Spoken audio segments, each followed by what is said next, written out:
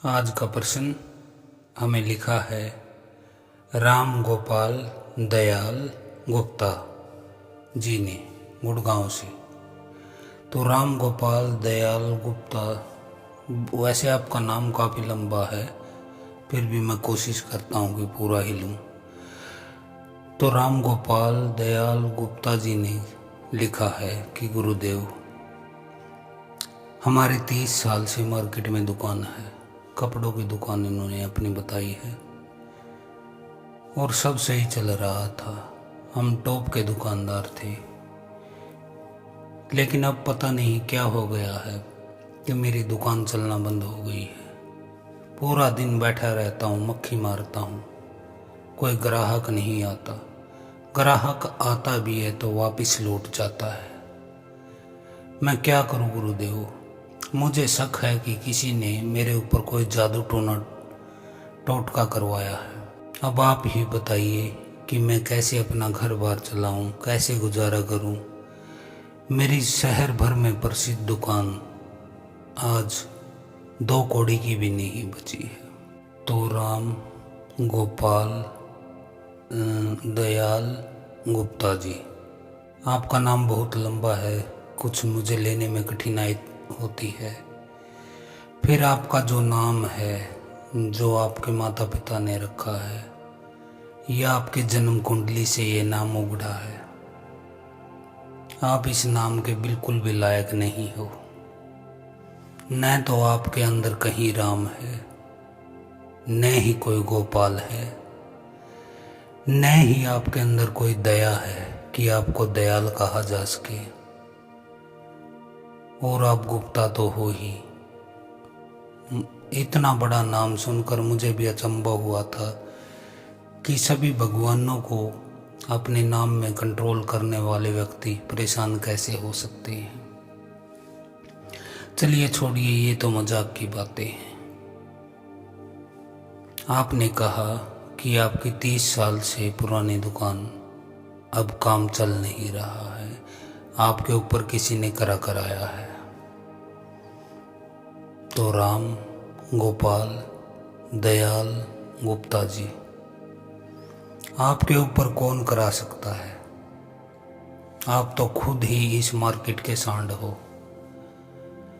आपने अपने पड़ोसी, जो आपका पड़ोसी कंपटीटर है, आपने उसी के शटर के आगे 2 कील गाड़ रखी हैं। किसी तांत्रिक ने आपको दी होगी कि उसका काम ठप हो जाए, उसकी दुकान नष्ट हो जाए और वो बर्बाद हो जाए, ताकि आपकी दुकान चल सके। आपने अपने लिए यह बहुत ही अच्छा सोचा होगा। इसमें बुराई भी क्या है, आपका काम चले।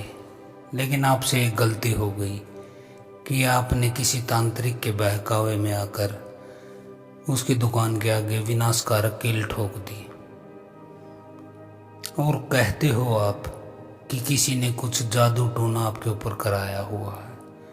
आपसे बड़ा सौदागर इस सागर में मुझे तो कोई दिखाई दे नहीं रहा। कैसी बातें करते हो आप? चलिए छोड़िए, ये भी आपसे जो हो गया गलती, कोई बात नहीं। हो जाता है कई बार, मनुष्य का दिमाग इतना काम करने लग जाता है कि वह यह नहीं देखता कि दूसरे को बर्बाद करके खुद को आबाद करने में कोई सुख नहीं है। और आपने जिस तांत्रिक को ये इस काम के लिए चुना, तो इन तांत्रिकों का, पाखंडियों का धंधा क्या होता है? इनका धंधा भी आप जैसे राम गोपाल दयाल गुप्ता जी चलाते हैं। ये आपको ऐसी औषधि देते हैं कि कुछ दिन तो आप स्वस्थ हो जाते हो, पड़ोसी बीमार हो जाता है, लेकिन ये फिर बार बार उसको पलटने लगते हैं ताकि आपको बार बार अपने चरणों में घसीट सकें, आपसे दोबारा पैसे ऐंठ सकें। आपको 10 दिन ठीक रखेंगे, 10 दिन बीमार रखेंगे, क्योंकि तांत्रिक होते ही ऐसे हैं।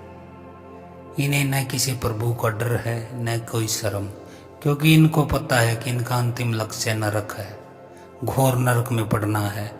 लेकिन इनकी इच्छा यह होती है कि हम संसार में अभी हैं, यहाँ सब सुख भोग ले, यहाँ तृप्ति कर ले, यहाँ अपना काम क्रोध मद लोभ मोह अहंकार सब कुछ तृप्त कर ले।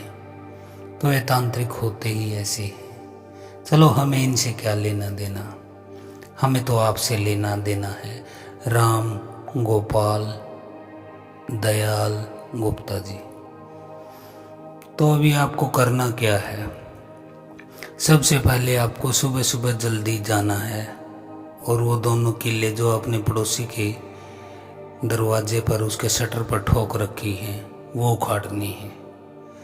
उनको आपको उठा के गंगा जल के छिट्टे लगा के उनको आपको किसी तालाब या नदी में फेंक देना है ताकि समस्या आपकी ख़त्म हो।